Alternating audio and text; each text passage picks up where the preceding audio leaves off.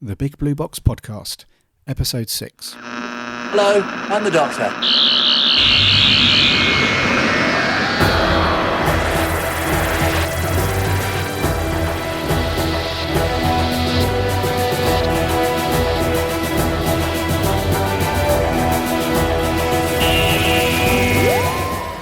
Hello Who fans, coming to you from somewhere in space and time. This is the Big Blue Box Podcast. Thank you very much for joining me. This is Episode 6.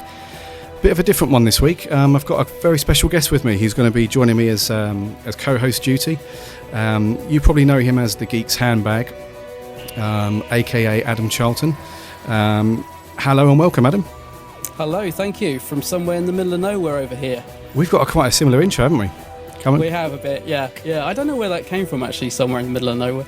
Yeah, coming from somewhere in space and time in the middle of nowhere is Episode 6. So, tell us about yourself, Adam. How did you get into Doctor Who and what's the Geeks Handbag about? Oh, gosh, I don't know if we've got a podcast long enough for that, Gary, but I've been watching Doctor Who ever since I can remember, literally. I can remember being a small kid watching it on the TV screen, so I've always watched it through the good and the bad. Cool. And yep. And I love it today. I love the new series as well. And Geeks Handbag was just a way of sort of trying to connect with fans, really. You go on the forums and chat and stuff, but I really wanted to sort of go a little bit further and start making videos and reviews and stuff like that, and sort of try and engage a bit more with the fans through that. So that's kind of how the Geeks Handbag started, really. So you've got a very cool YouTube channel, actually. It's not just Doctor Who; it's just kind of general sci-fi stuff that you're interested in.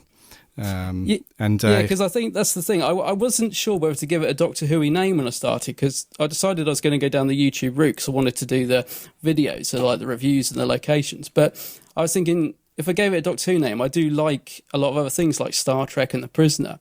But I went with Geeks Handbag because I liked the idea of being able to sort of pull a different subject, like literally a limitless of what I could pull out of the bag. So I went with something that wasn't sort of Doctor Who orientated, but the thing is, it is pretty much 90% Doctor Who on my channel. I try and keep it varied, but I must admit Doctor Who's probably at the heart of it for sure. Yeah, I did notice that most of them were Doctor Who, which is not a bad thing. They are. No, that's right. And you've got some really good videos as well. I particularly like the couple where you've gone out to location, where they've things like the demons and what's the last one you put on a few days ago? The android invasion. Yeah, that was very cool. Yeah, I must admit, it's one of the...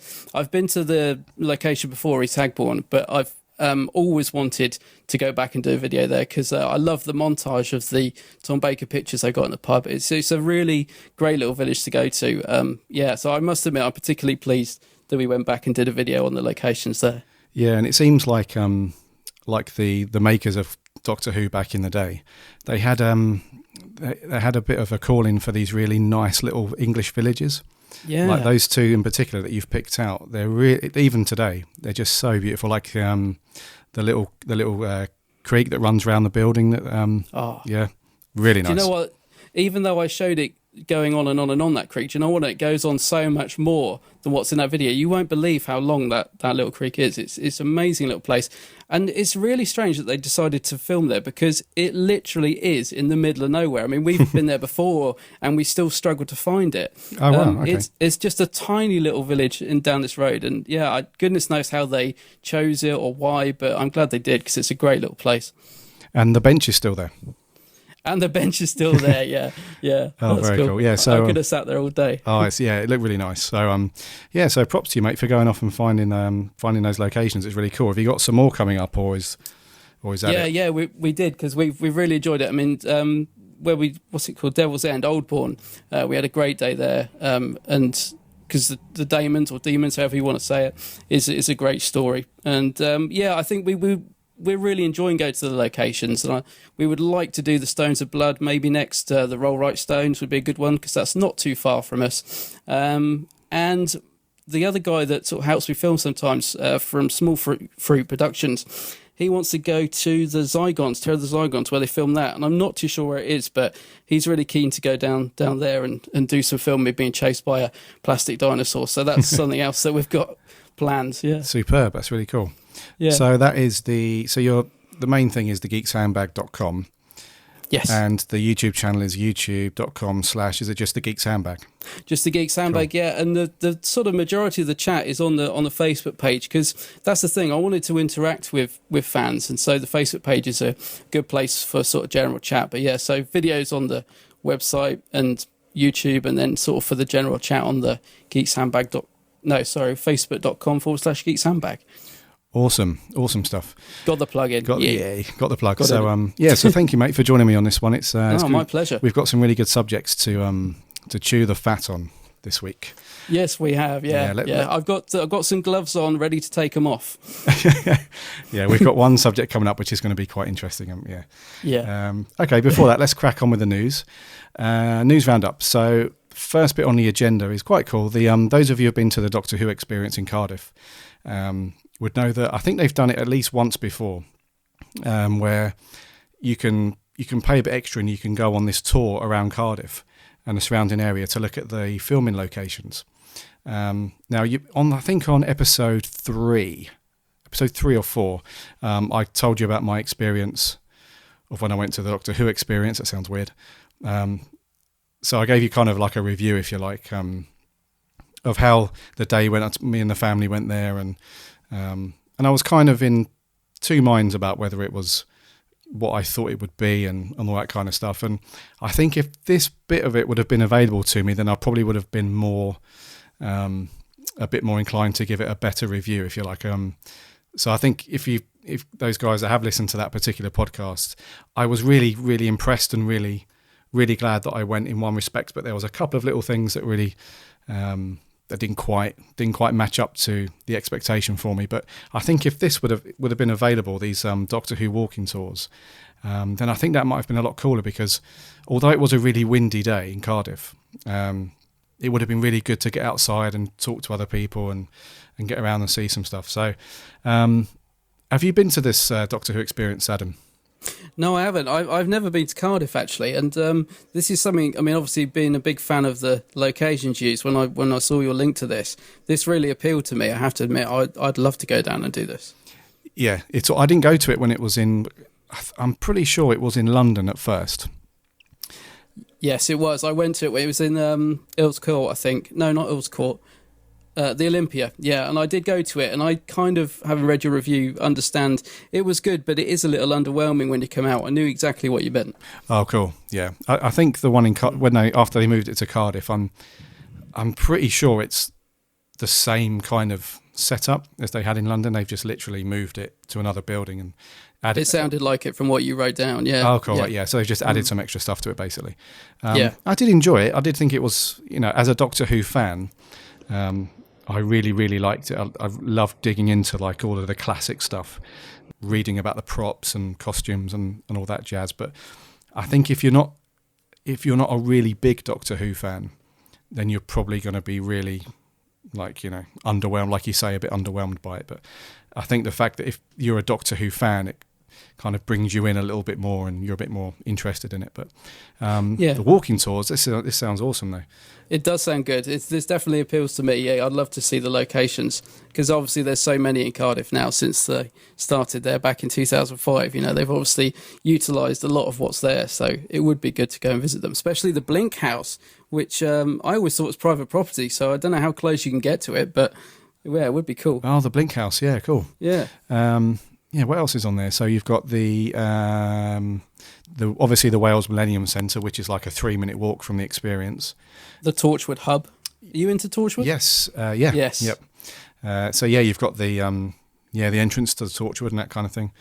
I think there must be about a dozen places you can go. 10 to 15 spots, I guess. The American Diner sounds quite cool. Where it says where River Song and Amy and Doctor meet up. That'd be quite cool. Go and have a shake. Yeah, that'd be cool. Because they do use Cardiff quite extensively. So it's like a gold mine for Doctor Who locations. So I'd love to go to the one in the 11th Hour. What's the name of the village? In Matt Smurt first episode where he's running through that lovely village and there's the pond, and that looks quite nice. That must be Cardiff. Is it Ledworth? Yes, that's it. Yeah. That must be Cardiff. It screams like a little village in Wales somewhere, just outside Cardiff. Yeah. Okay, so that's running from this weekend, actually, from Saturday the 14th of June up until the end of July. So they do it every Friday, Saturday and Sunday. And so the 14th to the 20th of July, get yourself over to Cardiff, do the experience.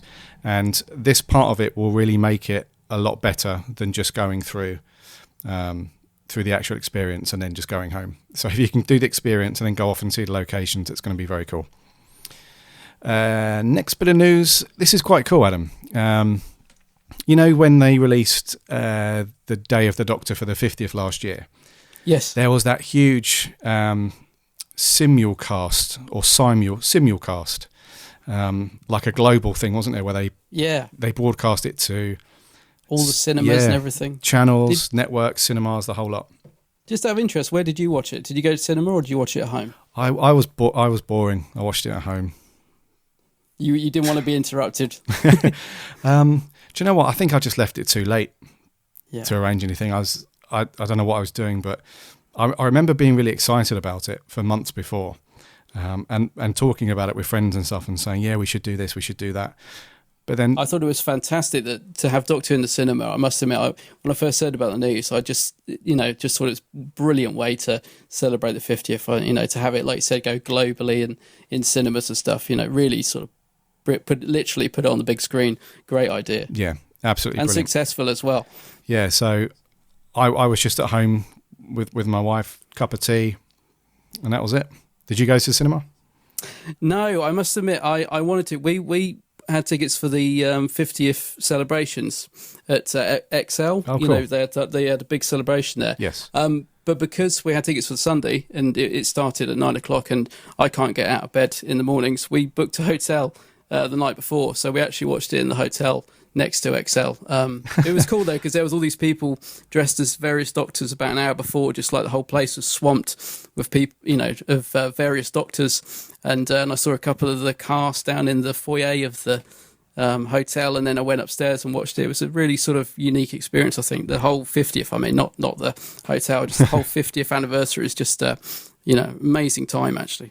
Really, really cool. It was, yes.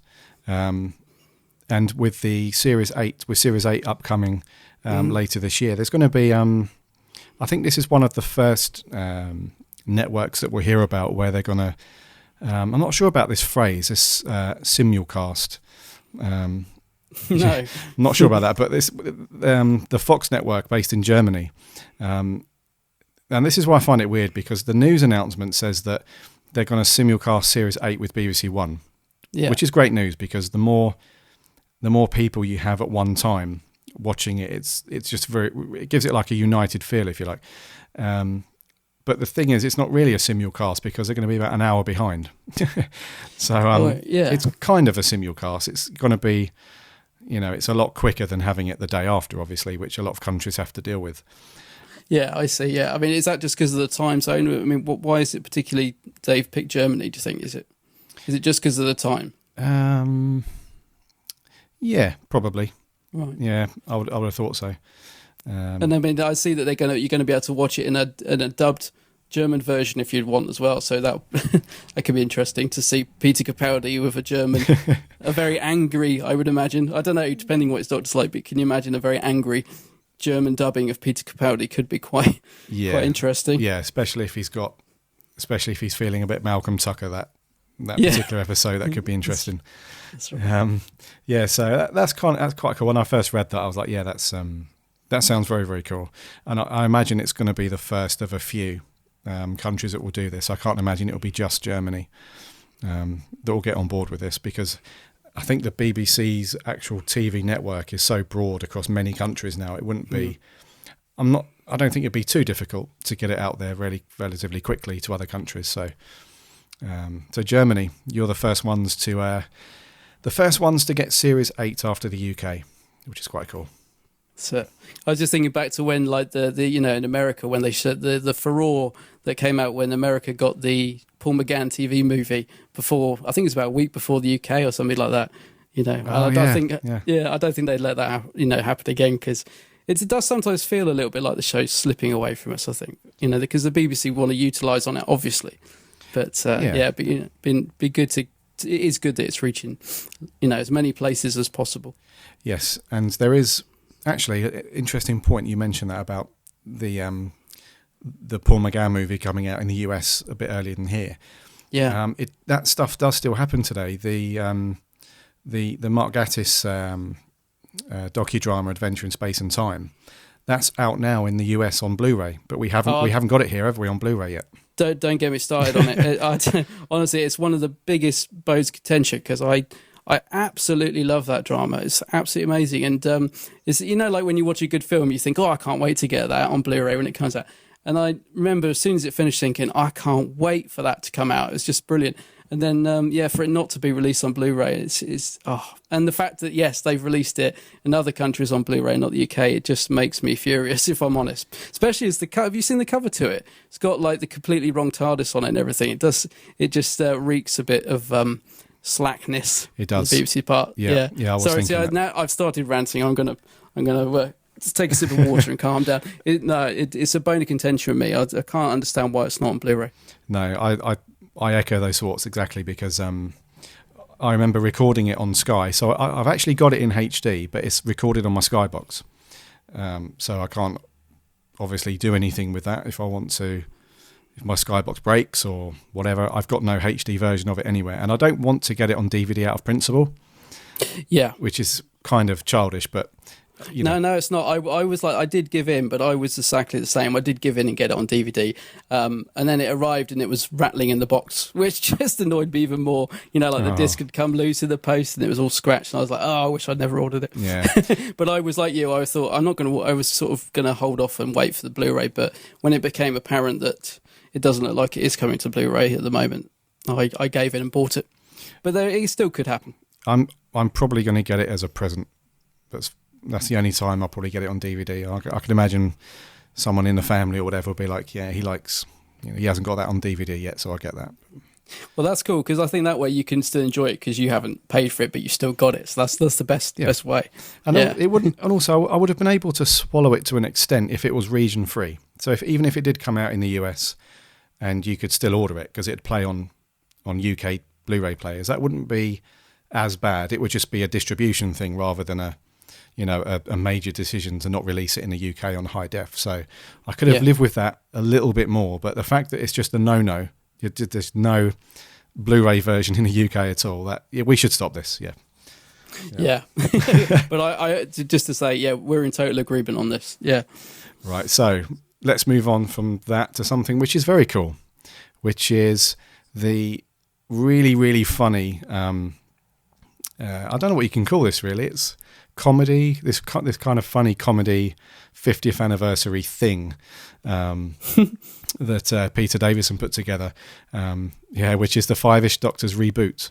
Do you think we should call Tom? Call Tom? Why? Well, he might want to join the team. Tom? Well, you call him then. Oh, no, I don't think I should call him. It's your brilliant idea. Oh, for heaven's sake. I've eaten possum's anus on live television. Couldn't be worse than that. I'll call him. Which you've probably seen online many times. But it's actually going to be released on DVD later in the year, which is amazing news because I thought this was one of the best things to come out of the 50th celebration last year. Yeah, I agree. Yeah, so were you laughing as much as I was when you were going through this? Oh, absolutely. I just absolutely loved it. It took me a while to get it, I think, because I was up in London for that weekend and I had to sort of try and find it because it was on the red button, wasn't it? That's right. I was trying to find it on YouTube and all I could find at the time was sort of quick clips from it. I couldn't find the whole thing. So it's quite frustrating. I didn't get to see it till about 2 days later and everyone had been talking about it. But yeah, it's so good. I absolutely loved it. Yeah, because Tom Baker obviously has got a bit more of a part to play in the Day of the Doctor, and the other ones it's a bit of a strange one how they didn't. I understand why they didn't appear, all the other Doctors, but the fact that they made this as kind of like a tongue-in-cheek little stab at the 50th, it's and they all take it in good spirit as well, in good heart, and that's what I like about it. There's no bitterness from them. There's no kind of because I'm assuming that the BBC wouldn't have released it if that was the case, if it was a proper campaign, hate against Stephen Moffat or anything. But that's right. I don't know if he realised actually if it was quite such a dig against him at the time, though. Do you think? Because they got so many great people to be in it. What's the Lord of the Rings guy? He's in it, isn't it? Oh yes, director. I can't think of his name, but yeah, they got some great people in it. Yeah, and I didn't realise whether Moffat realised he was being sent up quite as much as he was in it, but because he's in it, isn't he? Stephen Moffat's in it, and it's kind of like that's what I mean. It's a bit tongue in cheek, and it's a bit but I guess there's probably a little part of them that still wanted to appear in the official, Day of the Doctor. Oh, I mean, yeah, because it's such a big part. I mean, it's such a big part of their lives as well, isn't it? I mean, when you're a doctor, it never really leaves you. It's just one of those roles, isn't it? If you take it on, it's always going to be a major part of your life, and so it is. I guess unless kind of you're like Chris Eccleston. It was in the back of my mind when I said that, actually, yeah. But it's kind of like almost like not being invited to the party in a way. I can understand why, because somebody recently said about, the Adventure in Space Time when they had cameos from William Russell, but obviously he was playing a car park attendant. So there's ways they could have been in it. I'm not suggesting they should have been car park attendants, but I don't know. It does kind of feel like it's a mixed bag. I agree with you. I can understand why they weren't in it, but it is a bit. I see it a bit like the 50th party that they weren't invited to, if you know what I mean. I don't know. I'm sure there must have been a way they could have worked them in somewhere, I think. But yeah, I think it's a tough call. It is a tough one because where do you draw the line with nostalgia and looking forward? It must have been so hard. I mean, there is I think Stephen Moffat comes under fire a lot. He does, but I think just for a second, if you just step into his shoes and imagine how much pressure he was under to write that and to make it what it was, it's a really tough call, really tough. I'm wondering actually how different it would have been if Russell T Davies was still in charge. I wonder what sort of 50th he would have given us. I can't help but feeling he would have somehow included them. Yes, I agree. I hadn't thought about that before actually, but yeah, I absolutely agree because he when he was writing the show, or he was overseeing the show, I got the feeling that he was a lot more into bringing people into it more often and kind of looking back to appreciate what you've got before you look forward, whereas Stephen Moffat to me was a lot more like, this is where the Doctor's at, this is what's going to change, and this is where the show's going to go, and then we'll just include this little pocket of what was before.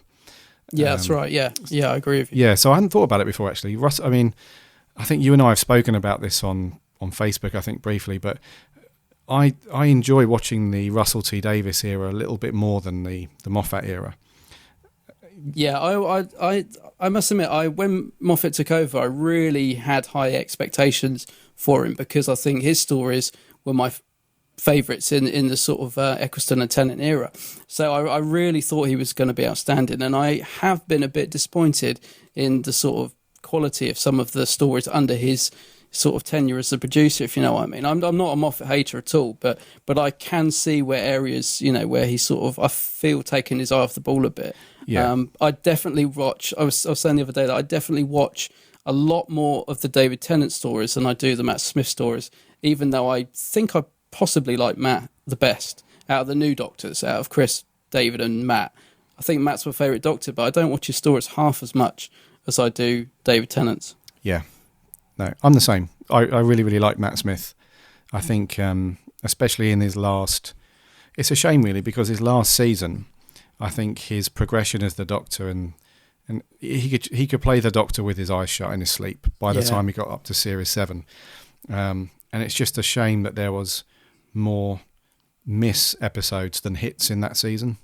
That's right, yeah, definitely. Oh, that season. Oh, that word in that series. I know. I was trying to think earlier what the word is you didn't like. I was thinking it was Whovians, but I think that is one. Yeah. And seasons. And what was the word you said earlier you didn't like as well? The three of them that we shouldn't say, but always do. Oh, God. When we say it, then I'll remember. Because we're bound to say it at one point. I say seasons all the time as well, and I know I hate it. Yeah. I'm always saying it. Tom Baker's third season. I'm like, no, not season. Yeah, because it's not a season, is it? It's a... Oh, okay. So Matt Smith, I really, really like him as a Doctor. He's my... Yeah. Although I'm a Tennant guy, he's my Doctor for a couple of different reasons. I love Matt Smith. I love watching him as the Doctor. It's just a shame that his last... Oh, God. It's just a shame that his last series... As the Doctor, he was so good, but the script and a couple of the stories were a bit, meh. It just, underdeveloped is what I would say, because it's like the Ring of Akatana, however you say it. Yeah. It just, there's potential in that script, but it just felt like it needed a couple of more rewrites. You know what I mean? It just fell away when it could have been good. Yeah. You know? Yeah. And I felt that a lot. I mean, Journey to the Centre of the TARDIS is another one. I was really excited about that because I love anything to do with the TARDIS and especially exploring the inside of the TARDIS. I couldn't wait for that. And I think Moffat built it up by saying something like, we're going to see more of the TARDIS than you've ever seen before. You know how he does build these things up. And I was like, I can't wait for it. And it was such a letdown, that episode. Yeah. And like you said, I think I did speak to, I'm not going to name him, but I did speak to one of the writers. Bumped into him at a quiz, one of the writers of Doctor Who. The reason I'm not going to name is because he said that he had spoken to Stephen Moffat, who was disappointed in the way the second half of Series 7 turned out. I think, and so although Stephen Moffat comes into a lot of flack, and some of it slightly deserved, I think he's perhaps gets frustrated as well. He can't sort of be responsible for everything, if you know what I mean. No, absolutely. He was clearly sort of unhappy with the way some of it had turned out, and maybe a lot of that was to do with the pressure of the build up to the 50th. I'm sure he had a lot going on. Maybe that's why certain stories just didn't quite reach the potential they could have. Maybe. Yeah, no, I totally agree. It's I'm the same as you. I'm not a Stephen Moffat hater by any means. And sometimes when I am talking to people about Doctor Who and they start dissing Stephen Moffat, like you say, some of it is justified, but he must have one of the most difficult jobs in TV. The show is so huge and so popular, and the expectation that goes along with it is so massive. He must be under immense pressure all the time. That's right. And he probably, for somebody, although there is a team of people working on Doctor Who, it ultimately falls on his shoulders to make sure it's as good as it can be. And you have to remember that he's a human being. He can't do everything right all the time. So no, he's got to make decisions, and we all make decisions that we look back on and think, "Oh, I wish I'd done that or this." But at the time, you've got to make that decision. So yeah, it must be tough. And also, I don't know. I mean, it must be. We don't know the sort of background of what goes on at the BBC as well. I mean, I think he's said a few things recently where he's sort of insinuated that he doesn't sort of. Is not always happy with certain things that go on at the BBC. I mean, they didn't publicise much of the second half of the 7 series at all. I don't think there were any sort of, like you used to get sort of spot trailers after EastEnders and things like that for the upcoming episodes. There wasn't any for the second part of Series 7, which seems really odd because, the BBC make a fortune out of Doctor Who. You'd think they'd want to sort of maximise all the potential for it. So, there's things like that probably frustrate him as well and make his job even more difficult. Not, it sound like I'm really sticking up for Stephen Moffat, but I'm just sort of saying, there's two sides to it. Yeah. So I think we can safely say we're not Stephen Moffat haters at all, but there are a few misses here and there. And whichever producer you get, they always seem to build up a legion of haters. I mean, if you look at John Nathan Turner from the 80s, they've got some major backlash. And then obviously Russell was criticised for his sort of lighter episodes. And then other people now, say they love him because he brought the series back. So, whoever's in charge is always going to get a certain amount of stick, I guess. So they probably have to be prepared for it when they take over, I guess. Yeah, you have to be a strong character, some thick skin just to just get on with it and just believe in yourself, I guess, and do the best you can. I'm just thinking, can you imagine being offered the job that you sort of think, oh, do I really want to take on all this pressure? I mean, what a great job, but yeah, you got to be prepared for it, haven't you? Absolutely. Which makes you think, who will take over? I'm not that Moffat is leaving, but everyone's saying he's going to leave after the next series. Makes you think, who will take over? Oh, who wants to take that on their shoulders? Well, yeah.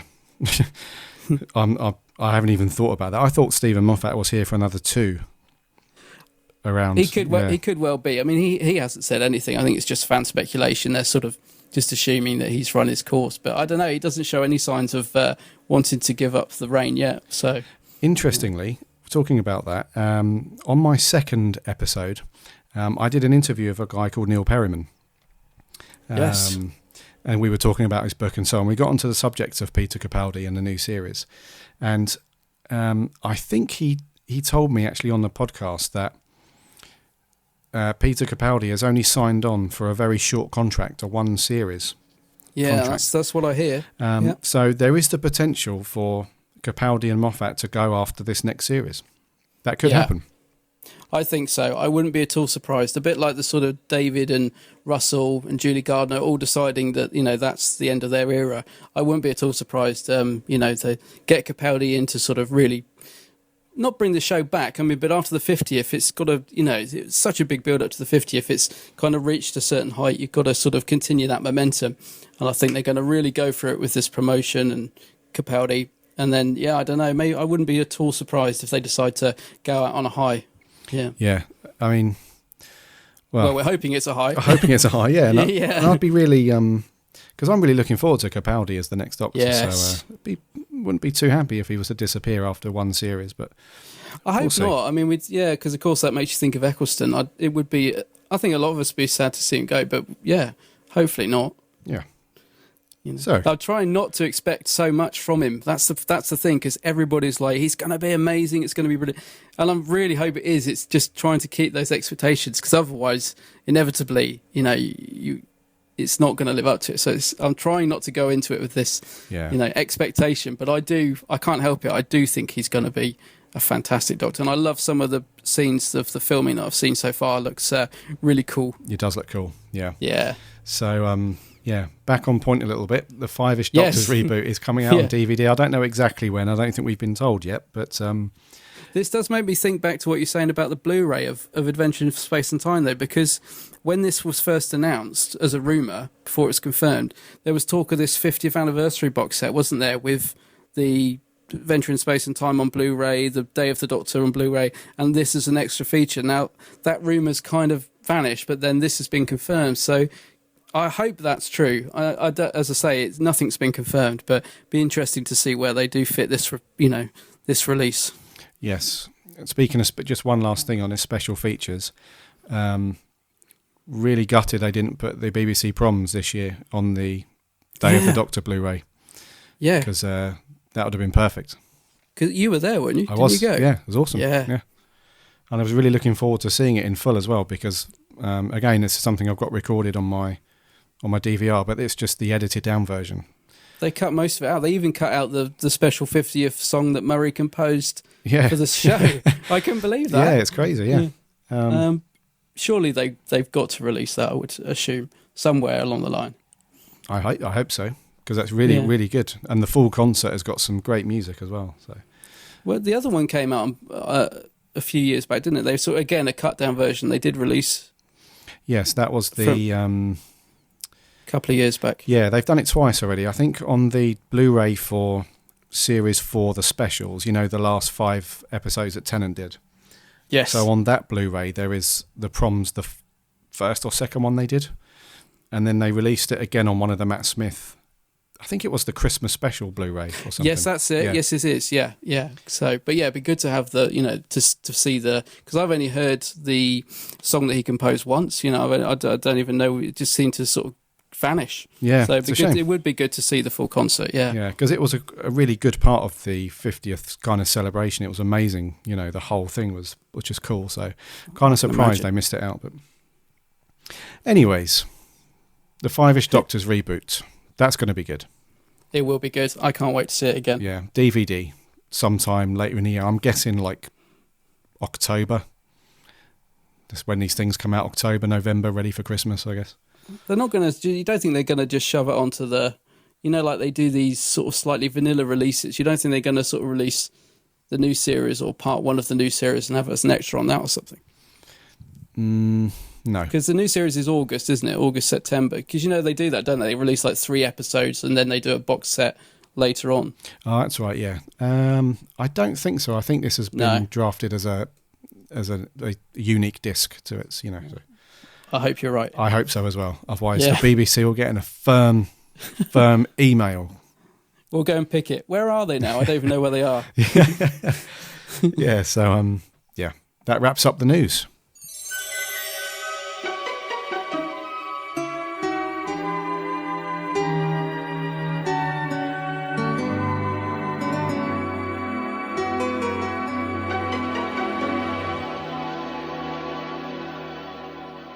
So this episode's Tardis Talk will be, this is kind of I think this is what sparked the decision to get you on the podcast originally, Adam, was talking about this poll. Right, yeah. I'll get my list. Yeah, get your list. So those of you who are subscribed to or have seen the latest Doctor Who official magazine will already know that their main feature is the big poll, the big Doctor Who vote off, where they essentially put everything up for Doctor Who to the public vote. So you can vote for your favourite episode, your favourite Doctor, your favourite companion, all the rest of it. And we've got some surprising and not so surprising results. I'm not going to go through, well, I don't think we should talk through the entire poll because that'll take forever. But so let's talk about the results in full, where you've got every episode. So look at the top 10 and then the overall thing and then the last few episodes at the bottom of the pile. But I'm going to go straight in there and say that The Day of the Doctor, I don't think should have been number one.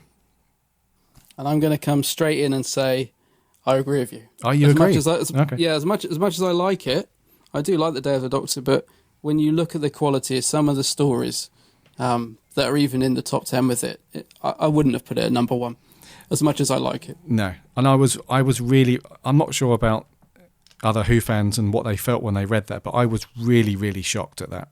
Not shocked in a bad way, like I thought it was, on its own merit, a bad story or anything like that, or a bad episode. Because I actually thought it was really good. I loved it. But should it be at the number one, the top spot of every single episode ever released? That's yeah. And I think perhaps that's just sort of following on from the buzz of the 50th. I think, because how often do they do these polls? It's not... it's every 5 years or so. I think the last one was 2009. God, that's scary. It doesn't seem that long ago I was reading the last one. But you're probably right. But all I was going to say is I wouldn't be surprised if that doesn't drop from the top slot. I think it's only there sort of following on from the euphoria of the 50th, really.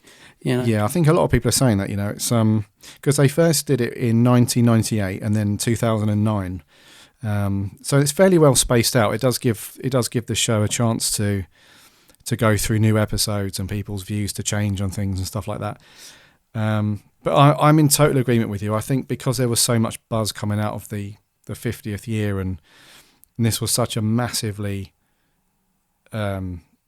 widespread episode. I mean that, so many people saw it, Doctor Who fans and maybe not Doctor Who fans. Literally, it feels like the whole world saw it at the same time. Yeah. And then it was released quite quickly onto Blu-ray and DVD. And I just think there was a really big buzz around that. And I'm going to stab, even if they run this poll in a year's time, let alone in another 5 years, whatever, I reckon that will drop down out of the top. I don't think it will even be in the top 5. Do you reckon? Yeah. Yeah. I think you're probly right. I think it will stay in the top 10. But I'm pretty sure it will come out of the top 5 because the Matt Smith and David Tennant, I think a couple of their other stories will creep up a little bit. And I think other people's perception of Peter Capaldi will sway that as well. Yeah. That's a very good point. Yeah. Do you think, in terms of sort of repeat viewing as well, I mean, stories like Pyramids of Mars and Robots of Death and that I can watch over and over again. And how do you think the Doctor sort of compares in terms of sort of rewatching it? Do you think, because obviously the first time you watch it, it was like, it's really good. And then the second time, do you think it's as good? Sort of repeat watching it? Repeat views. Yeah. I've watched it about, I think I've watched it 4 times. 3 or 4 times. I watched it on, obviously, when it was broadcast, and then I've watched it at least twice, I think, on Blu-ray. So have you watched it in 3D? No. Have you? Yes, we did because we've got a 3D telly, although we never ever use it. We just got it cheap, and so yes, we did, and I think it's the only 3D Blu-ray we watched. So we obviously, wanted to have a look at it. It didn't really enhance my enjoyment any more of it, but yeah, it was fun to watch. Yeah, okay. In Blu-ray. So on repeat kind of value. It's I think the best way to describe it for me is there are key parts throughout the story that I really like watching again. But there are other episodes of Doctor Who where I like watching it from start to finish all the way through again. Yes, I know what you mean. I think that's the best way to describe it. So there were some parts of the Day of the Doctor where I felt were a bit slow in places and a little bit. So like some of the conversations between the Zygons and their human counterparts and stuff like that, I thought were a bit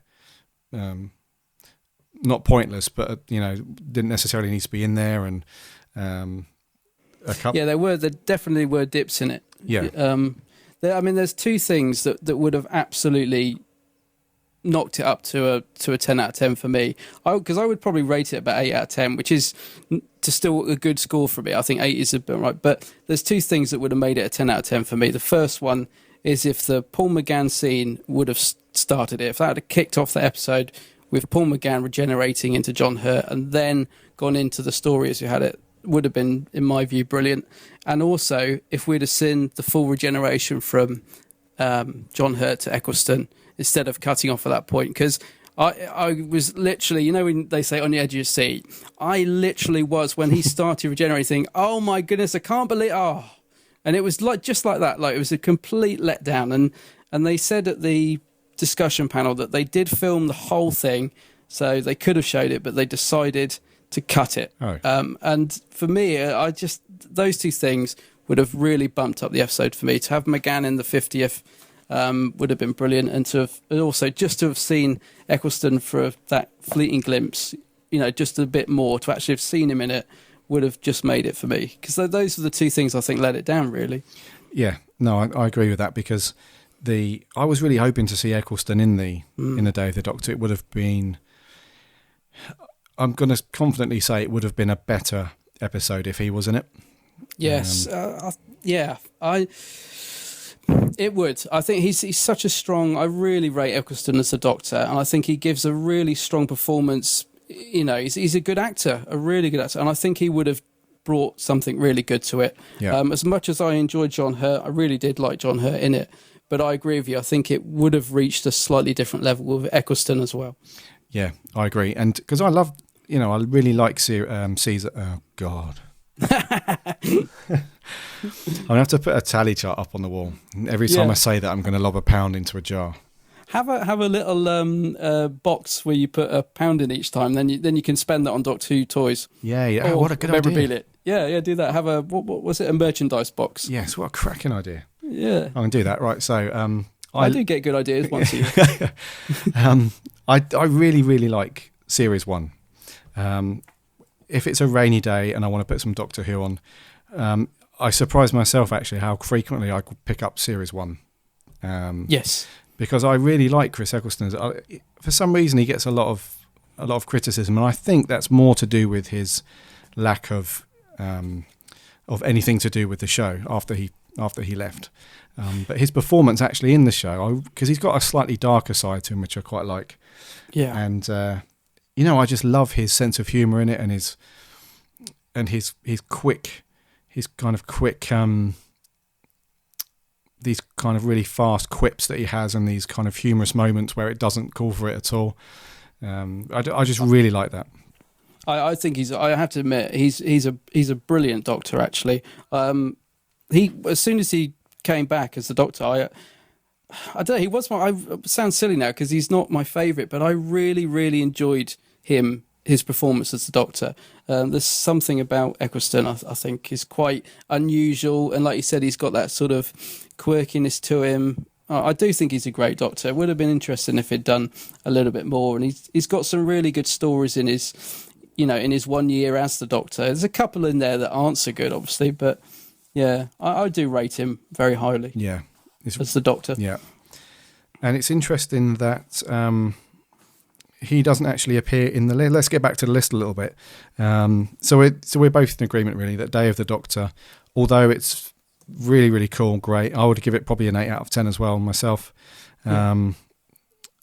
it probably. I feel bad saying that it doesn't deserve to. I know I did as when I said it as well. I did. But it's I have to be honest. Yeah, I feel bad saying that it doesn't deserve to be at number one because, in some respects, it probably deserve. It does deserve to be there, but I don't know. I just feel that it should be. I think if it was released, when they run this poll again in however 4 or 5 years' time, it'll be a different story. But so maybe for this poll, maybe it does. So I don't know. Maybe I'll relent a little bit and say for the timing of the poll, maybe it deserves to be there. But yeah, overall, for me, it doesn't. Yeah. So if we look at the list a little bit and the top 10, number 2 is Blink. Yeah, one of those Dr. Light episodes that we were talking about with. Yeah. You really like this one, don't you? Am I right in thinking that you really like Blink? I really like Blink. Yeah. I like it, but I don't quite get the massive fuss around it. I do think it's a good story. I think I need to give it a rewatch. I haven't watched it for a long time, but I never quite get. There's 2 episodes that spring to mind. Blink and the Doctor's Wife are 2 stories that people really seem to rave about, which I've always found good, but never understood the fuss on. Yeah. Okay.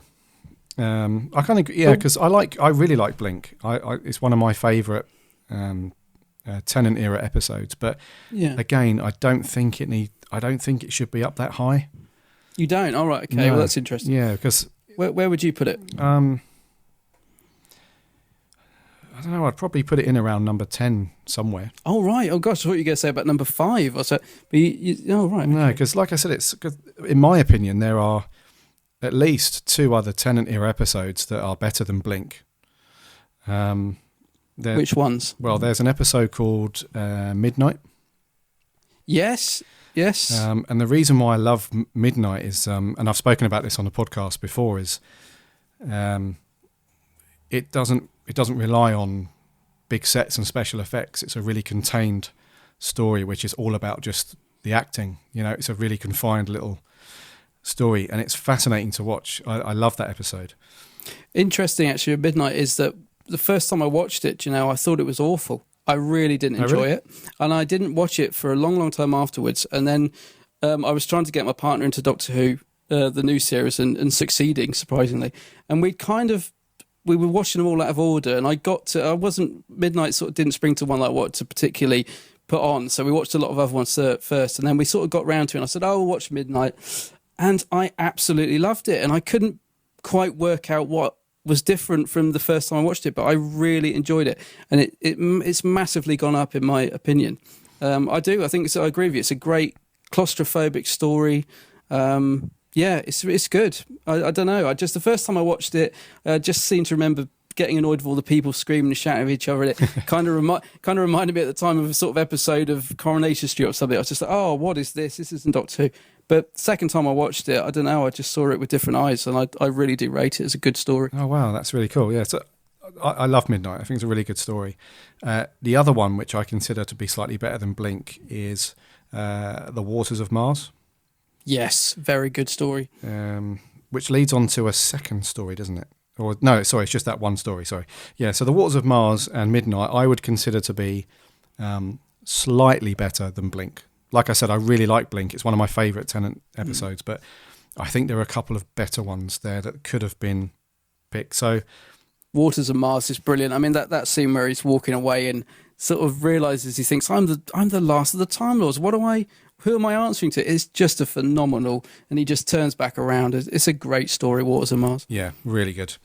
So the top 2 in the list, so Day of the Doctor and Blink, they did surprise me, and I can't explain. We can kind of explain the Day of the Doctor because of the timing of the poll. I think is a big influence on the result. But Blink, I can't really put my finger on why it's so high, because it's one of those Dr. Light episodes where he's only in it for 10 minutes in drips and drabs, and even if you discount the bit at the end. Where he's with Martha, and then that bit in the middle where he's talking about who's the guy in it who ends up in a hospital bed at the end, and Oh I can't remember, but So those two bits aside, he's not really in it apart from on the TV screen. So the only thing that I can put my finger on is the Weeping Angels, and they're really, really popular in kind of modern Doctor Who. It's like, I think loads of people vote it as one of their favourite monsters, if you like. So that, I think that's the only thing that people can really get into it, is that was it the first episode to feature the Weeping Angels? Yes, it was. Yes, wasn't it was. Yeah. Yeah. So at the time, that probably had a big impact on people because they are quite creepy to look at, and you know. And it's or not look at, as the case would be. Nice, nice. But you're right. It's a wonderful concept with them. The fact that if you blink, they can move within it. It's a fantastic idea, and I think perhaps that's why one of the reasons people love it, because it's a great enemy to be scared of. You know, the fact that if you blink for a second, they could be right in front of your face. It's a good idea. It's a good concept. Yeah, it's very cool, and I'm guessing that's the main driver for that one at number 2. Yeah. Let's whiz down the list then. Number 3, Genesis of the Daleks, deserved. Yes, a great story. Yep. Caves of Androzani, number 4, deserved. Very good. City of Death, number 5. Haven't seen that yet.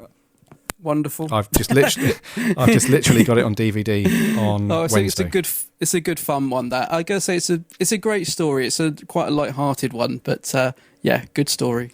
Number 6, The Talons of Weng Chiang. Love that. Mm-hmm. Good story. Yeah. Number 7, The Empty Child, The Doctor Dances. I really like those. Brilliant one. I'm glad that Chris Eccleston made a top 10 there. Yes. Pyramids of Mars, number 8, one of my faves. Good story. Yep. Number 9, Human Nature, The Family of Blood. That's a good Tennant one. Yes, that is. It's a really good one. And number 10, Remembrance of the Daleks. Oh, yes, great story. We're going to come on to that in a little while, actually. I know. For the classic retro. I'll keep my lips buttoned for a minute. Lips are sealed for time being. Lips are sealed, yeah. So that's a top 10. I actually think as a top 10, that's got... I do actually agree with the majority of what's there. Some of the best reviewed and likeable, episodes ever. I'm just quite surprised that there's 2 really modern... not really kind of earned their stripes, if you like, in terms of years to be top in the poll. But that's not to say that I don't like those episodes. They're cool. I don't want to be too grumpy negative about it, but it's an interesting one, interesting top 10. Is there anything else across the whole board? Because obviously it goes up to 240 or 241. Is there anything on here that you were surprised about, or any episodes that you wanted to see higher, or any that you wanted to dip out? I mean, I'm surprised to see Power of the Daleks in at number 19 there. Not because it's not a good story, because it is, but just because it doesn't exist. So people, I assume, are judging that on the audio of it.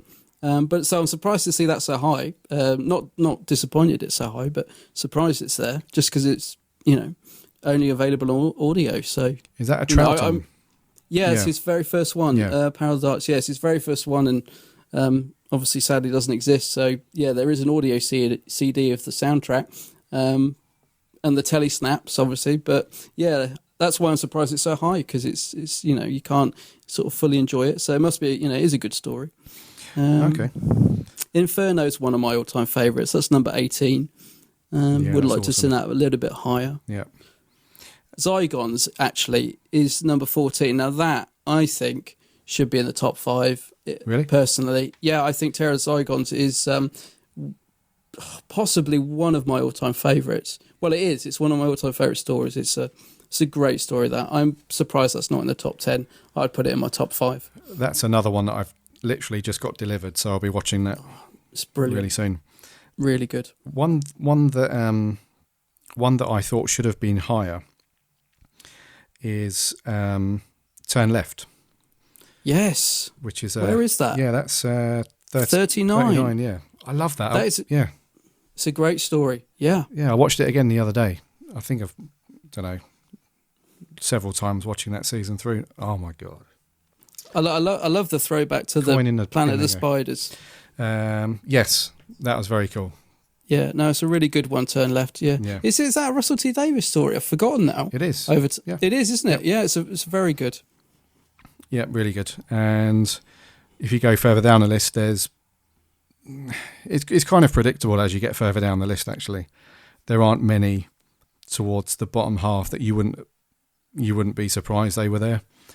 On the bottom half, I'm just turning the page. What, on the lower ranking ones? Yeah, so from say 110 downwards, as you skim through it, there's not a lot in there that you would bump up. Certainly not into the top 25 or whatever. No. I think probably the only couple that would.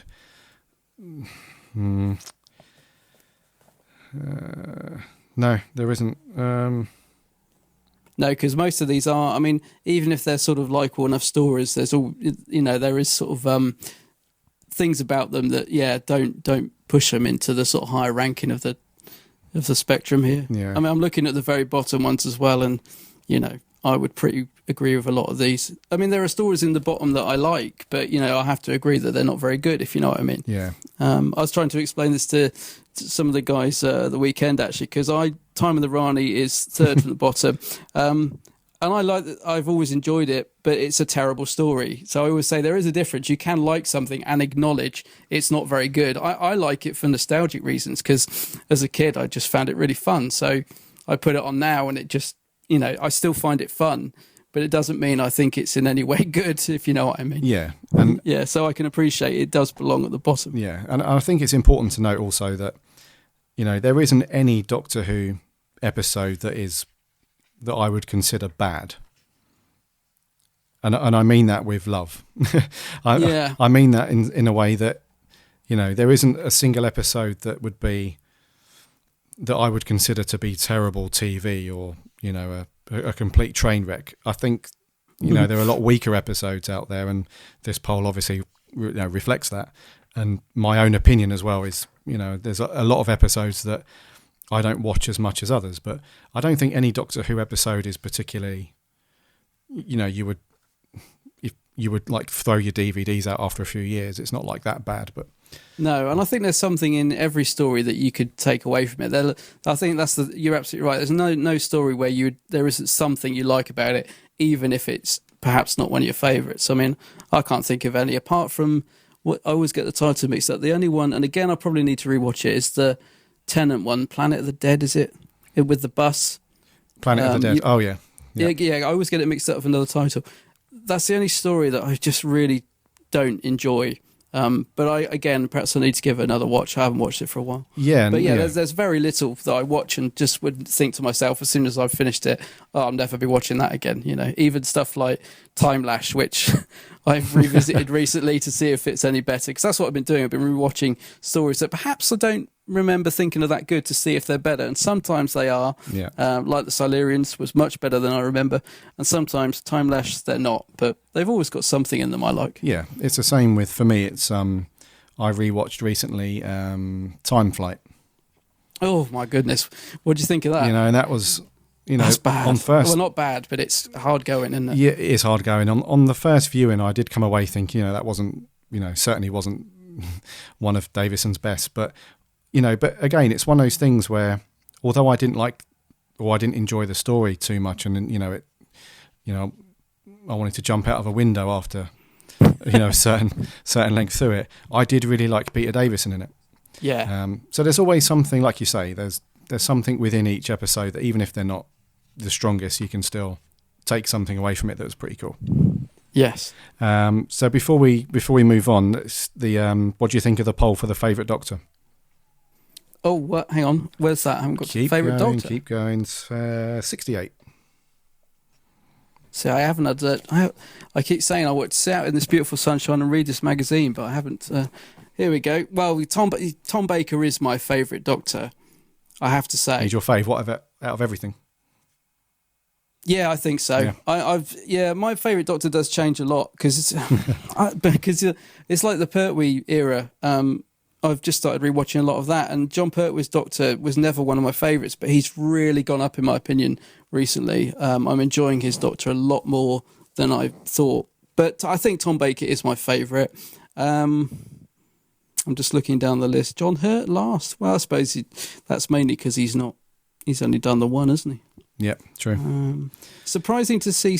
I mean, I like Sylvester, but surprising to see him above Chris or William or even Paul, because Paul's a popular Doctor, even though he's only done the one story and the mini episode. So surprising that he's that low, really. Who would you put at the top? Not Tennant. Tell me you wouldn't put Tennant above Tom. I would not put Tennant above Tom. I would put Tennant second. Okay, that's fair enough. I'll probably talk on another podcast about why Tennant is my Doctor, quote unquote. But yeah, I love Tom Baker. He's brilliant. Out of all the classic DVDs that I've got, I've probably got more of his than the other classic Doctors. Yeah, I do love him. There are two things on here that I was quite surprised at. Same as you, which is Paul McGann. I would have thought he would have been a bit higher, purely because the mini episode that they did for the 50th was amazing, and that seemed to just spark a huge comeback for his Doctor. Oh, definitely. And also all of the Big Finish stuff that he does is brilliant. Yes, really, really good. Yeah. And he's really, really popular for the audio stuff. So I'd have thought he would have been a little bit higher. Yeah. And I was expecting to see Matt Smith. Oh, well, I thought I was going to see Matt Smith at the top. Well, actually, I'm surprised that Matt's above David. Not because of my opinion, because personally I like Matt better, but I always get the impression that David's a much more popular Doctor still, in terms of like a bit like you're saying about the Albert Hall when they do that bit of music where they go through all the Doctors on the screen. And whenever I've seen it, and I was at the first Albert Hall concert that they did, by far David got the biggest cheer. And again, when I saw it, went to see it a couple of years later, he still got the biggest cheer. And he always seems that he's got a very loyal Doctor Who fan base, David Tennant. So I'm slightly surprised that Matt's higher than him, but in a way, I'm pleased because I do think Matt's a great Doctor. Yes, he is a good Doctor, and I thought, I thought that he was going to be number one before I saw the list. So I'm really glad that Tom Baker's number one. That's very much deserved.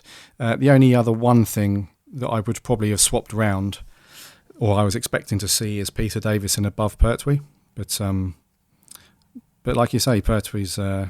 I'm certainly watching a bit more of his stuff now, and he's awesome. Really good Doctor. He is actually, yeah. He is a great Doctor. I'm really enjoying getting into the Pertwee era. Yeah, and there's a really good issue actually this month. This poll has opened my eyes a lot to the public's perception of Doctor Who and episodes and companions and Doctors and all that jazz. So yeah. Which is the Doctor you've sort of know least out of these? Have you watched many Colin? I've watched a few. I've got a few of his stories. I'd probably say him and Hartnell would be the two Doctors that I watched the least. Not because of any feeling that I don't like them or anything like that. It's just that I just haven't got round to watching their stuff yet. No. Well, there are a lot more classic DVDs that I want to watch before I get round to theirs. No, and I think you're right to do that actually, because I think they are the hardest. Probably Colin Baker and William Hartnell and possibly Sylvester McCoy are probably the hardest eras to get into. So I think, you're better off starting with a bit more classic Tom and stuff like that. Yeah. Okay, just to finish off then, I got a couple of people who jumped on Facebook recently to say what they thought about this. A guy called Adam Charlton, who's that? Oh, he's a right old rogue. Yeah. I wouldn't listen to his opinion. Yeah, you said that Terror of the Zygons or Seeds of Doom. Oh yeah, Seeds of Doom. What a cracker! Where did that come on the list? Because I'd forgotten about that. Put the magazine down now. Hold on. No, I've still got it. Right. It's it's number 20. Seeds of Doom is brilliant, and I know you've just got Zygons, and I don't want to big it up too much because I don't want you to be disappointed, but I think Zygons is just brilliant. Those two are great. Okay. Oh well, I'm going to watch it. Seeds of Doom is brilliant. I've got that. Awesome. Oh, yes. Awesome story. That's a location I want to go to. I've been there the years Arctic? ago. The Arctic. Yeah, I'll do a live podcast in the Arctic. No. What is it? The Manor House. I've forgotten what it's called. Yeah, where is that? It's I've completely gone blank. But it's also in the film Sleuth. The Michael Caine film. It's the same place they filmed that, and they had all this sleuth memorabilia there, and no Doctor Who. I was rather disappointed, but yeah, I can't remember the place. Sorry, but it's a great place. I'll have to go back. Okay. It's miles away though. Miles away. It's in the middle of nowhere. Tom Dix. That rogue. That rogue. You chirped up to say that while you didn't agree after reading the article, you did agree because Dave the Doctor did exactly what it was meant to do, which is look back over 50 years while at the same time looking forward. So yeah, that was your opinion. So I kind of get that. That's what we were saying earlier. It's it did what it needed to do at the time, and that's why the big buzz around it probably sent it, to number one. Jeff Waddle. Sorry. No, sorry. I was just going to say, yeah, it's interesting as well because Tom's obviously he's really into his Doctor Who, and I didn't mean to call him a rogue. He's actually a really nice chap, and I think it probably Day of Doctor would appeal differently to perhaps somebody who's a sort of more of a new Who fan than a classic fan as well. Because it's interesting. He says it did everything it needed to for the 50th. Because I think a lot of people that have come into the series from 2005 probably feel that it celebrated the 50 years of the show, but as a classic fan, it didn't reach the heights of celebrating 50 years. So True. It's interesting that he thinks that it did. Yeah, and he did follow up actually to say that he didn't agree that Blink should be number 2. He said he didn't like Blink very much, but he understands it was revolutionary at the time in terms of how it changed Scary, in Doctor Who. And he said he would put Caves of Androzani at number 2 instead, which is not a bad point. Yeah, love Caves, really good. And then lastly, Jeff Waddle. He would have put something from the Hinchcliffe era there. So he would have put Seeds of Doom, Talons of Weng Chang, or Pyramids of Mars in at number 1. He says it's maybe an age thing, but he thinks that that's when Doctor Who was at its best. Spot on, Jeff. Nice one, Jeff. So I can't argue with any of those, really. That's on point. So thank you very much for replying to that on Facebook. Much appreciated. And I think that's going to wrap up the poll. This episode's classic retrospective. We're going to look at a Sylvester McCoy episode for this one, and this is going to be Remembrance of the Daleks.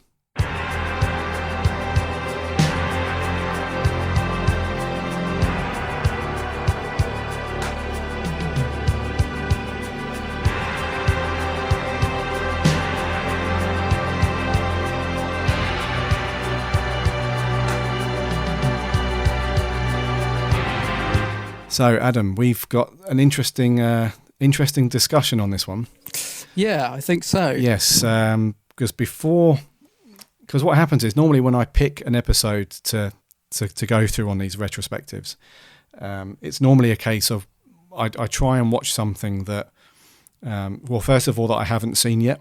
I don't just want to rewatch something to talk about it. I want to watch something fresh and new because I haven't, I'll admit I haven't seen a vast majority of the classic Who stuff. I probably own about 25 DVDs, I guess, 20 to 25 classic DVDs. So I've got a long way to go before I see all of them. So I do try and watch something, it's new and fresh. And the reason why I watch this one is because I saw something that you put on Facebook or Twitter about this. I can't remember what it is that you wrote now. I don't want to go diving through Facebook again, but do you remember? Well, it's one of my favourite stories. I mean, it's difficult because it's a bit like picking your favourite Doctor. My opinions change all the time, a bit like what I was saying about Midnight. But I do think Remembrance is a great story. I just was wondering, is it the first McCoy story you've watched? It is and it isn't. Oh. That sounds very timey-wimey. Timey-wimey. It is actually timey-wimey. I'm going to say it isn't because when I was a wee lad, I remember Doctor Who being watched in my house by a couple of people. So I do remember watching, or I remember snippets of Sylvester McCoy. Yeah. But I can't really attribute that to me properly watching it because, I didn't know what Doctor Who was about at the time. I was only a wee child. So I'm going to say, yes, I've watched it before, but not really. But in terms of me watching it as a proper human, as a grown-up, yes, this was my first outing with McCoy. I do really rate it as a story. I was quite surprised that you didn't like it as much as you didn't like it. And I was just looking in the poll as well because it is a fan favourite. The McCoy era is a difficult one because obviously, like, it comes in for a lot of stick, and a lot of that is valid. But it's, I mean, as much as I love it, I'm surprised it's number 2 in the 1980s poll in the magazine. But I'm kind of pleased. I do think it's a good story, and I'm wondering what you're going to make of the rest of the McCoy era, because I think I'm pretty on safe ground by saying this is one of the best. so okay. I don't know what you're going to make of Paradise Towers and things like that. Okay. I don't know. But what is it about it that you really didn't like? All right. Well, give us the setup of the story first, because on these I normally go through. All right. Yeah. So tell me and the listeners what this is about. Oh no, you do it. I'm rubbish when it comes to these. I'll just make less sense than the actual story itself if I try and explain it. Right. Okay. I'm going to take a stab at this one. So yeah, I'll leave it to you. Right. So the Doctor and Ace, they are essentially looking into 2 Dalek factions who are after the Hand of Omega. Yeah. Is that right? So it's not UNIT, is it? It's a different. No, it's not UNIT. So it's like the mere mortals on Earth are. It's like a military operation to gather evidence and what's happening about something that's happening in this high school. Is it a high school? Yes. Yep. And there's a transmat way down in the basement where these Daleks are appearing on Earth, and they're after the Hand of Omega, which is this. Well, the Doctor knows exactly what it is, and it is a. It's basically something he's left. He's left it there many years ago, back in 1963. So they're sort of trying to tie it back up, because this is sort of around an anniversary for the show as well. So the producer wanted to try and have lots of nice sort of tie-ins to the anniversary of the show. So he wanted Daleks in the series. I nearly said season series. And he wanted Cybermen in the series, and obviously there's the bit where the fact they've gone back to 1963 and they've gone back to Totter's Yard. That's and right. Yeah. It actually does remind me a bit of what you were saying about the Attack of the Cybermen as well. Like, at least they actually had a proper gate this time rather than just a flint slate on the wall saying. Because even I was like, "Is that meant to be Tot? What's going on?" Yeah. But yeah, basically the Doctor goes back to to do this, and the thing I like about it is he kind of knows what's going on. It's almost as if it's his big plan from the beginning. And I liked the idea of the 2 Dalek factions fighting. Yeah.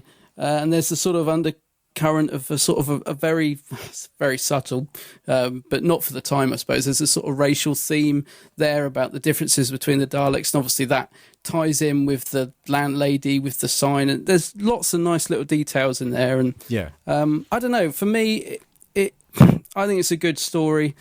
I guess it's a product of the time. I mean, 80s Doctor Who towards the end, had a minimal budget. Not that I'm trying to make excuses for it, but I think they did a really good job with the resources they had, and I just find it really enjoyable. I think McCoy's just sort of loving being in the role by this point. I think he's sort of totally found his feet as the Doctor. I like the chemistry between him and Ace. I just find it a really good story. Okay.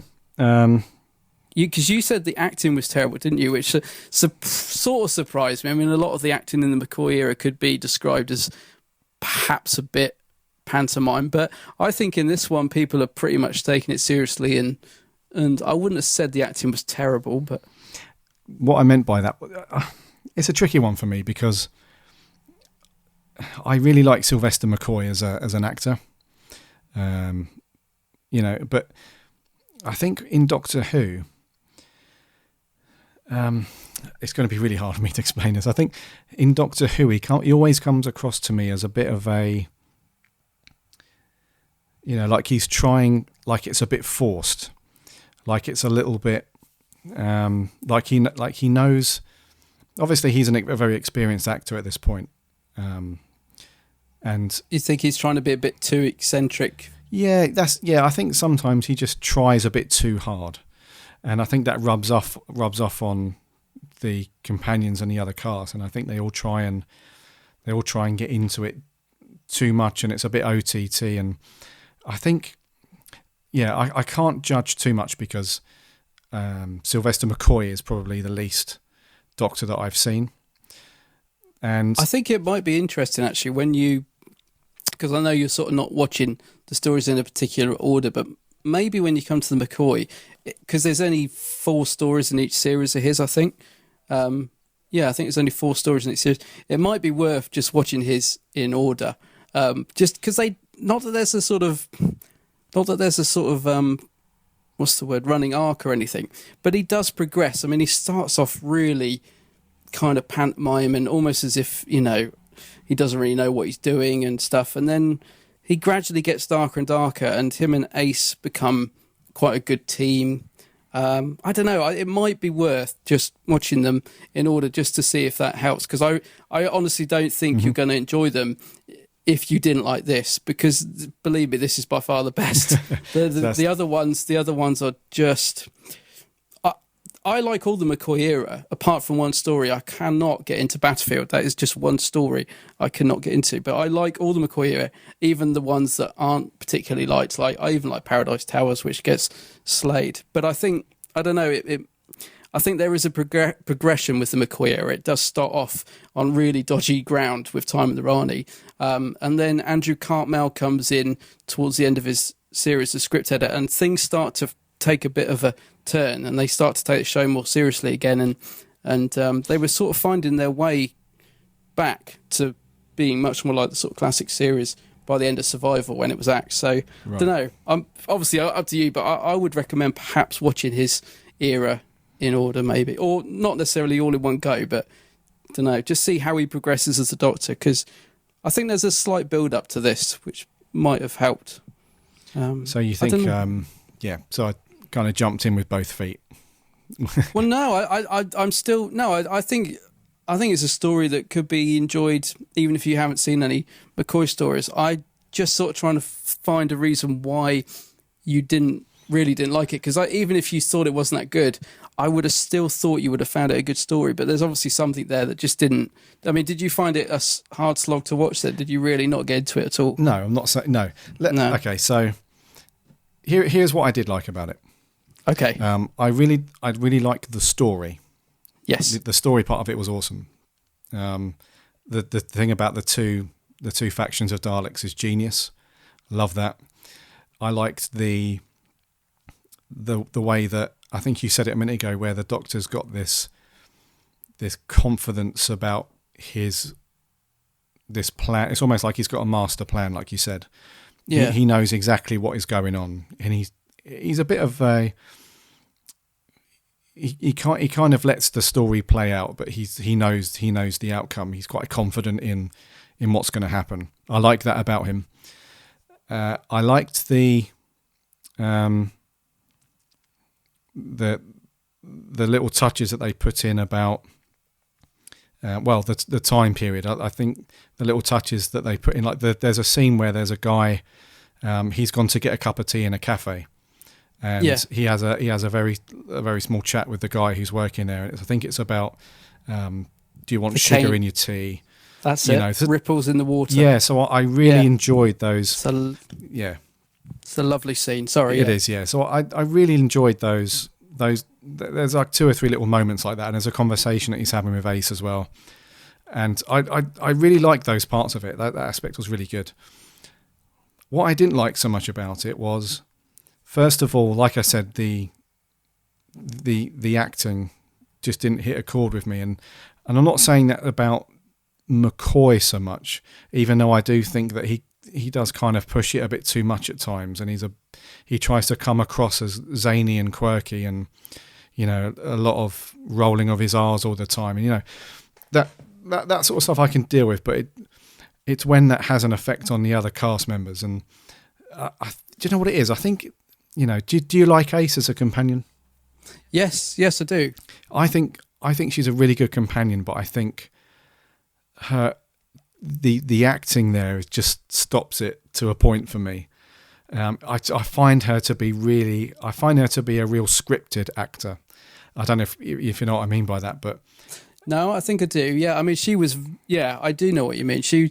Sophie Aldred was very inexperienced actress when she came on the show, actually. But yeah, I do know what you mean. Again, I think she finds her feet a bit, especially in the next Sylvester series, because they start to sort of really delve into the backstory of Ace a little bit. And yeah, but I do know what you mean. Yeah. But I do like Ace. And that for me, then I noticed that about the other actors as well. So I found it to be quite... Because if you look at a lot of other episodes, not just the classic stuff, but the episodes where the dialogue and the acting and the script work really well is when it all flows nicely together. And when we were talking about Midnight earlier, that's one of those examples where even if it's just a bunch of guys, in a very claustrophobic area, and they've got, the story is nothing but their dialogue and their acting, that works really well for me because it's quite well done. But for me, this one, I don't know, I found it to be it's almost like in my head, as I was watching it, I could hear the director saying, right, cut, next one, bit of script, cut, next one, bit of script, cut. Do you know what I mean? Yeah. I found it to be a bit choppy and very scripted and not very emotional at times. I found the actors to not really give off a lot of emotion. I think the guy that worked in the cafe was the best one for me because he was so natural and he was very, did exactly what he needed to be. But the military guys and who was the guy that was Sergeant Major Gilroy? Yeah, him. And there was another. Was it Simon Williams? I think so. Yeah, and there was another guy as well who was running some shifty outfit out of a. Oh, I know who you mean. He was in the bill, wasn't he? Later, Yes, I always think of him as being in the Jasper Carrot comedy. Yeah. I can't think of his name, but yes, I think Radcliffe is the character name, but I can't think of his real name. Yeah, so it was him. It's those guys there as well. When they revealed it was the girl in the chair. I mean, everyone thought it was Davros, but when they revealed the girl in the chair, did you groan or were you surprised? Or had you switched off by that? No, I hadn't switched off at all. I must admit, I did think it was Davros. Yeah, I guess that's what they wanted people to think. Yeah, I did. I don't know if that puts my Doctor Who, points, throws a few out the window, but I did think it was Davros. Yeah, no, I think that was the intention. I mean, I did at the time. I thought, it's Davros. So that was quite cool. That was quite a cool twist. And then he appears in the big egg at the end. Yeah, no, that was cool. That's what I did like. Did you like that? Yeah, because I really, really like Davros. I think he's just a crazy, nutty old... Oh, I do. Yeah, he's just very cool. So that's one thing I did like about actually was Davros. It's a shame he wasn't in it a bit more, actually, because it's a great reveal. When that thing opens up and he's in it, it's like, Davros is in it. It's quite a nice double twist because you thought he was in it before and then it's not him and then he is in it but only for that short scene at the end. And there's a good exchange to him and the Doctor. The whole unlimited rice pudding obviously gets quoted quite a lot. Yeah. I'd like a T-shirt with that one, actually. That'd be quite cool. Yeah, if anyone wants to make one. But I know what you mean. It's and that's what I was it going. is a bit clunky. Yeah, that's what I was going back to earlier about. I loved the story. So that whole part of it with Davros and stuff, I loved that. That was cool. I think maybe my problem with it is overall it's just the execution of the story.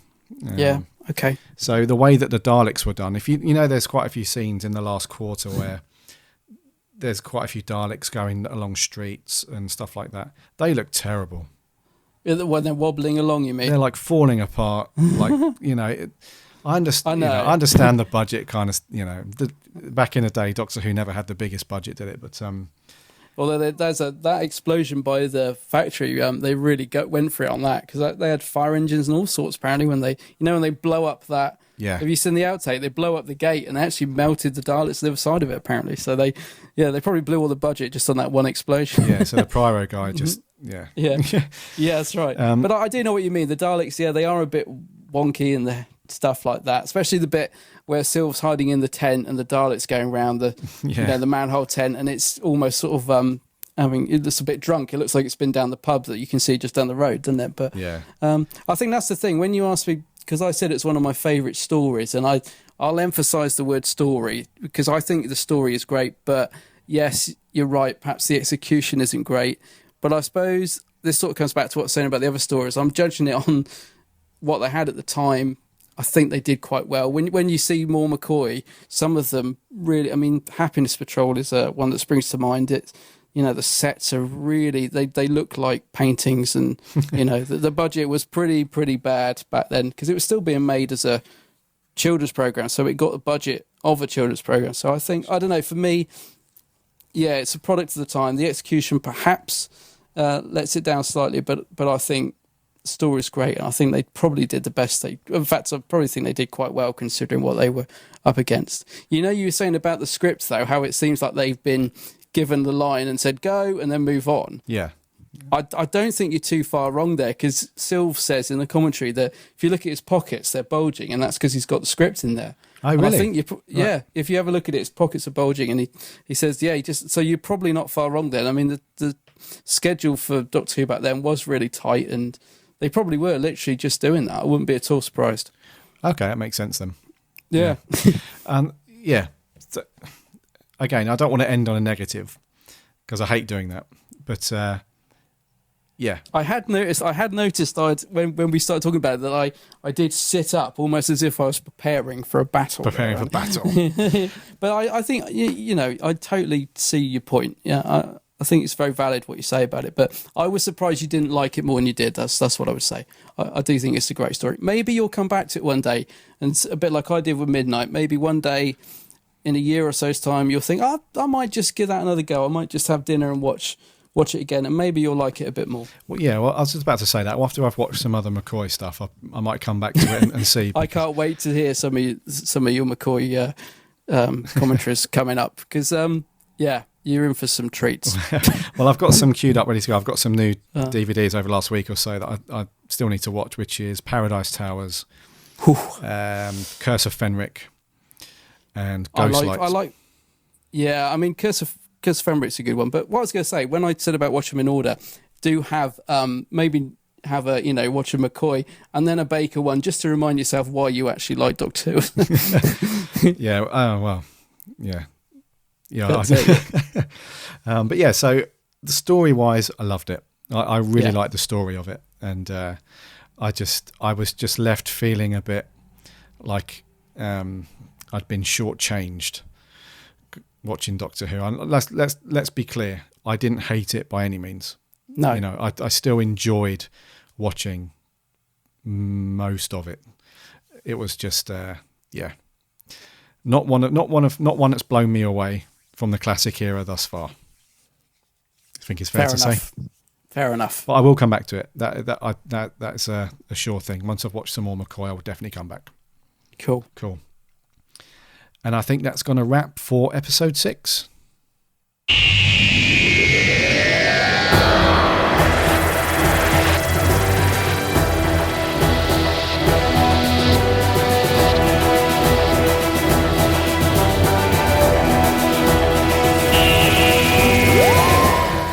So thank you very much for joining us for episode 6.